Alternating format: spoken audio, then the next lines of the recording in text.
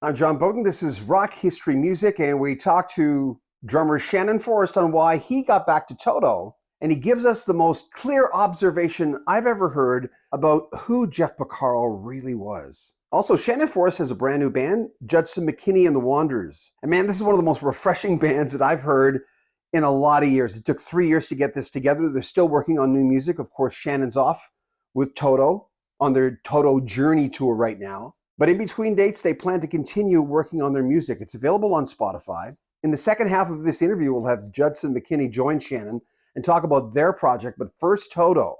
Stepping in the shoes of Jeff Porcaro, who passed away in the summer of 1992, is never easy. There have been other drummers in there, most notably Simon Phillips. He was the first guy to replace him. But you'll hear a lot in this series with Shannon. If you want to hear the entire interview, it's on our sister channel right now. Links in the description. Shannon Forrest on Rock History Music.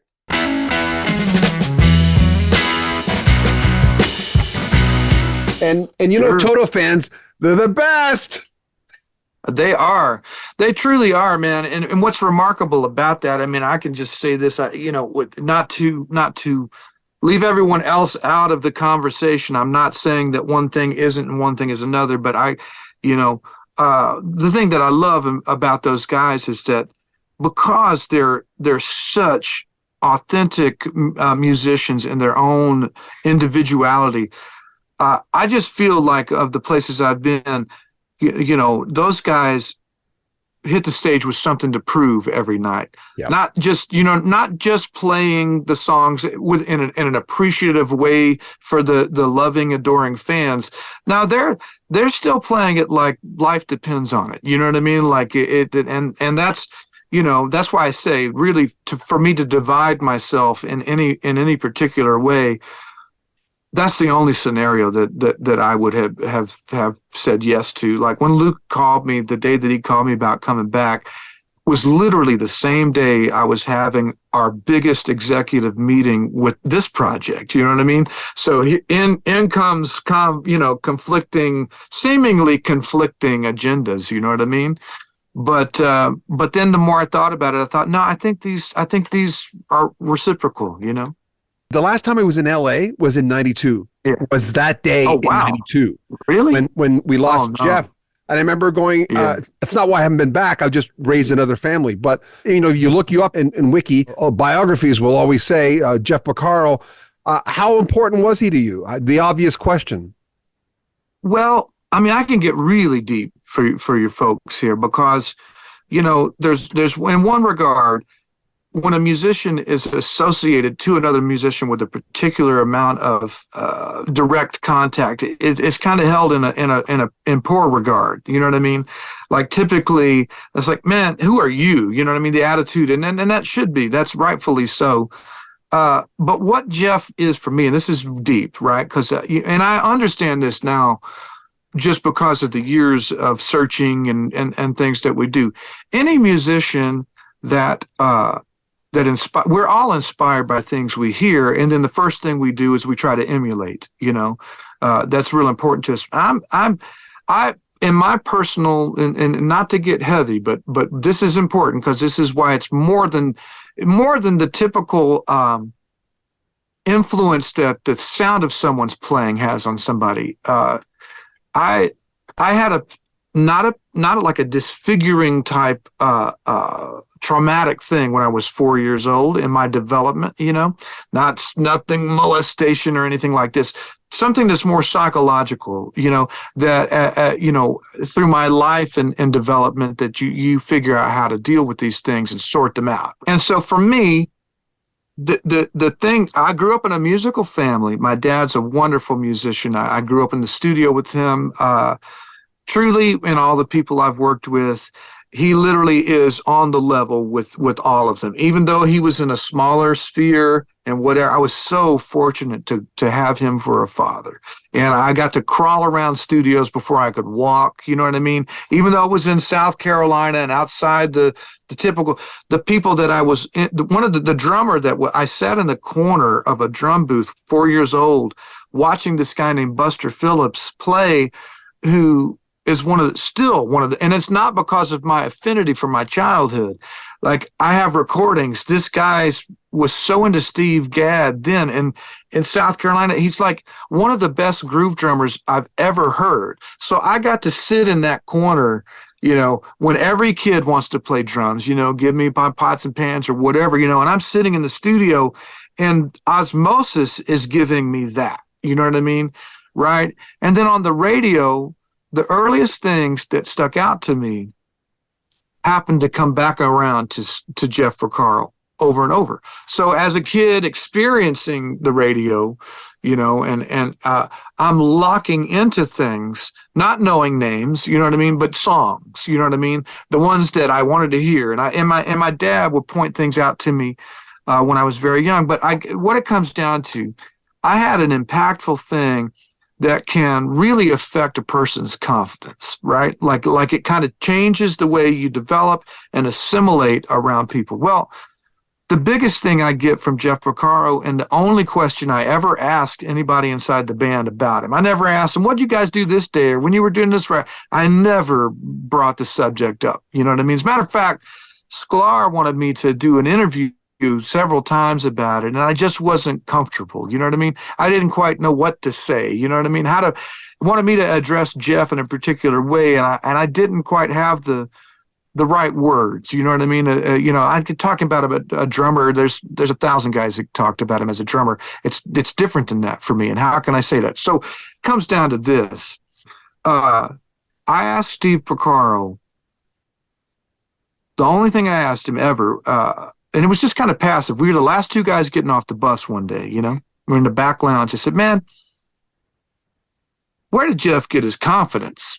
Confidence, right? Because that's what I hear. You know what I mean? That's what I feel when I feel that guy play. It's a particular kind of confidence. And he turns around and said, right, he got that and I got anxiety, you know what I mean? And just walked off the bus. You know what I mean? Like, yeah, exactly, man. That dude had confidence like that from the time he could walk, And when you think about, and I know you understand this, from your history of rock, rock and roll, how relevant and being a drummer, how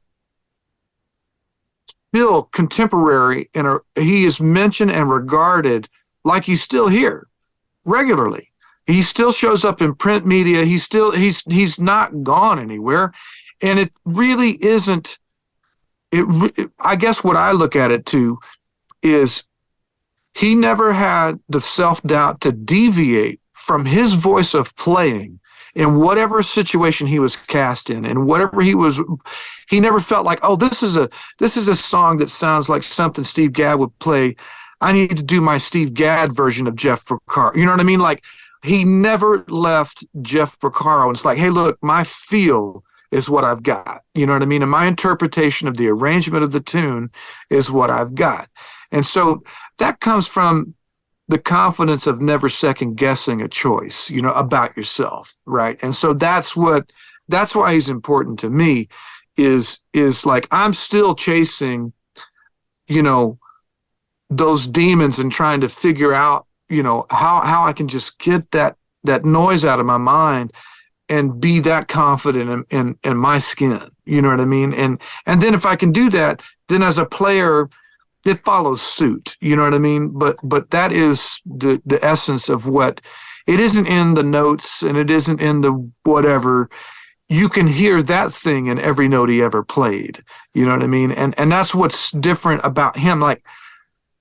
Like I know the things that technically send drummers off their mark, even if it's minuscule moments of I'm in it, and then I thought about this and I'm out for 1/8 note, you know what I mean? And nobody notices that, but you know where that lives, you know what I mean? And Jeff's remarkable because you can't find that. You can't find a correction like the time moved this way. And now, I'm accountable to the metronome or to whatever's happening, and I have to make a correction. So all of a sudden there's this ugly bump in the time, you know what I mean, of something, right? That's beyond drumming. Like, you have to be so confident in what you have to give that you won't deviate from that, And that, again, that's why Jeff is still so deeply relevant to me. And I think in most people that still admire him and speak of him in a certain way, that's what they're experiencing too. They just think it's the drums. You know what I mean? They just think it's the drums. But what he's giving you is a representation of self-confidence, you know? I have never, ever heard it put that way before. You just blew my freaking mind. I've thought about it a little bit. You know what I mean? Holy snapping turtles. Yes, I said snapping turtles. Yeah. Hey, Dan, how's it going? Hi, guys. Well, we're always, man, just so you know, going in, just we'll talk about this. But what I've done here, what we've done together early on, we've run a YouTube channel that live streamed everything we do, writing. I mean, the entire process of all the music we've been making, we put up live. You can sit in the room while we're doing it. Now we don't always engage what that is, but that the nature of employing YouTube as the kind of, this never been easier to have your own television show. You just have to have something worth people's time, right? Yeah, I was solving all these problems from a standpoint of studio and remote recording using things like Source Connect, which is like a real high-end 1080 full audio video bandwidth, to be able to do remote sessions, So I was really tapping into making this place video ready at a high resolution way back there, So Shannon, this is your, what am I looking at? We're in my studio, in my control room, yeah. Let's start with the obvious thing. How did you guys meet? You go back a long way or what? Well, basically, when I moved to Nashville, I got hooked up with a man named John McBride, who you know from Blackbird Studio. And I was doing many sessions with his academy. He has an academy where he trains engineers, to be the next wave of engineers. And so I think, had done 4 sessions, and I really liked the album I had. I had Jack White's bass player, really cool drummer from East Nashville. And I said, you know what? I'm going to do something with this. So I got in touch with the guy who represents Dave Cobb. I thought, well, maybe I'll get Dave Cobb to mix this and maybe it'll lead to somewhere. Turns out Brightman, who manages Dave Cobb, said, Dave's busy. How about Mark Needham? So I started looking into Mark Needham. It's like, whoa, this guy's huge, man. He did like Imagine Dragons and all these different things. Did this record, really liked the sound of it, and then got at the end of it, and I said, I like what we did here. I'm not sure about the drums. And he goes, well, I got a guy you might want to talk to, a guy named Shannon Forrest, and he's got a studio. So I called Shannon, and I said, hey, man, I got this session at John McBride's place. Yeah. He sees the number, which is a South Carolina number, and come to find out, he's from 20 minutes from where I grew up in this podunk town, Easley, South Carolina, that nobody's heard of. That's right. Nobody's from there. So yeah, when I saw that number, I mean, there's so many things that were just interesting about the way our paths kind of led to the point we find ourselves now. But and you blew off like some big work to do that session. I mean, what I did blow off was in the middle of and this has been a theme for me, a recurring theme. I blew off a lot more money to meet this guy. You know what I mean? And it was at a time where nobody was working, so you needed work. I mean, he paid me, but I had something else that was several days of work that I turned down just to see what this was. You know what I mean? And so yeah, we got in there on Studio A, and pretty much from the downbeat, there was just something there. Well, I can tell you what's remarkable about him. What struck me first is, I've done so many sessions, right? The process of how we get used to working can be a bit like, watch the clock, and there's, what time is lunch, and, all these different things. And just as a performer across the room, so he wanted to record all in the room, which is a bold thing to do because you can't fix anything. It requires performance, And I'm just meeting this guy, and he's, about 20 feet across the room from me, playing guitar and singing at the same time, And we would play some of these tunes, which for some people sounds like torture, He might do 13 performances of this track as we're just getting to know each other. What blew me away about it was how committed and how charismatic. And he was performing in that room like there were 20,000 people watching every time he played anything. You know what I mean? So that's what started the relationship. I mean, I know what that's worth. You know what I mean? Like in all my travels and all the people there's a remarkable few people that have that component to what they do. You know what I mean? So that was like kind of a first signal, like, okay, what's this guy about? You know? And again, to go back to the listeners here checking this out, what's cool about the rock history component of this thing, Mark Needham goes back to the Bay Area with James Brown in the early 70s. You know what I mean? Mark's been around the block, worked from everybody you can think of. Wicked Game for Chris Isaac was his production. You know what I mean? And Mark and I are pals. And Mark goes, hey, you know, he sent me his way, you know, Judson, he sent Judson my way. And we had this conversation about, well, it was kind of like, I've been working with this guy. Jump in there and do some recon. What's this guy about? You know what I mean? And so then it just, when I met him and saw what he was, I just wanted to help him, right? And I had basically taken a step back from producing and things. I'd made a Mike McDonald record that some of the listeners might have been, you know, aware of, Mike's last solo record, and I just kind of hit a wall with it where essentially, if the artist doesn't want it as bad as I do, there's nothing I can do for them. You know what I mean? And it's going to wreck my outcome. I never got in the production chair just to be able to punch the clock on a daily as a producer. I want a result. I want to offer something up to music that's going to reach people and have an impact, you know? And that was basically off my radar. And when I met him, I thought, well, this guy deserves help. You know what I mean? And so the first thing I did was what I thought was the most exciting tune we did. I said, bring that out to my studio and I'll do a mix for you for free, you know? And I'd never heard my music sound like what this guy was doing, like with his drums. Like, I mean, I guess I always had the hope, you know, that one day it'll click, you know what I mean? Yeah. But when we did this song called Hello Nashville Yoga Pants, and it was this sort of Johnny Be Good, Dylan-esque, like social commentary on just the shit going on. Yeah.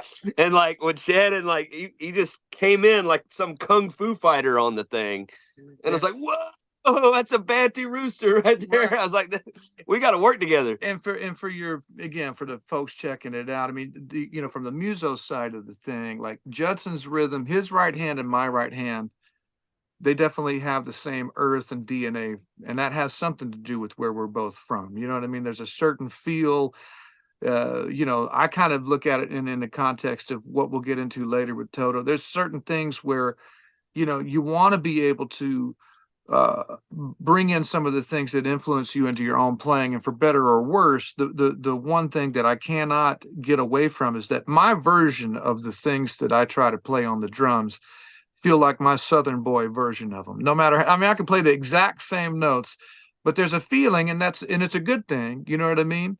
But it's like it's something kindred to the two of us. And I'll put it in perspective. When I first met, and I had so many people tell me something to this effect. The first day of rehearsals with Toto, when Lenny Castro came back in the band, you know, we played the first bit of tunes around, and Lenny and I just getting to know each other. And he said to me, he goes, "Oh man, feels like being in a big old comfy chair." You know what I mean? And I always hate that. You know what I'm saying? Because I know what that means. Like I want to be up on the front, feeling, you know, like up on my toes and kicking your ass a little bit. You know what I mean? And hard as I may try, it's just Southern comfort. On some level, that's what he's identifying. That laid back Southern thing. I want to have that West Coast on his tiptoes kind of snappy thing. And you know, I can articulate those songs the right way, but the closest I can get to wanting to do that always has that kind of feel to it. It's just who I am. And that's who this guy is. You know what I mean? So we have a definite synergy that way from day one, you know? Remember, the entire interview is on our sister channel right now, Rock History Book. The link is at the very top of the description. You'll also get links to Judson, McKinney, and the Wanderers, Shannon Forrest new band with Judson. Amazing new music. Very primal, very alive, which is something that's missing in new music these days. But all the links to them in the description. More from Shannon Forrest coming up tomorrow on Rock History Music.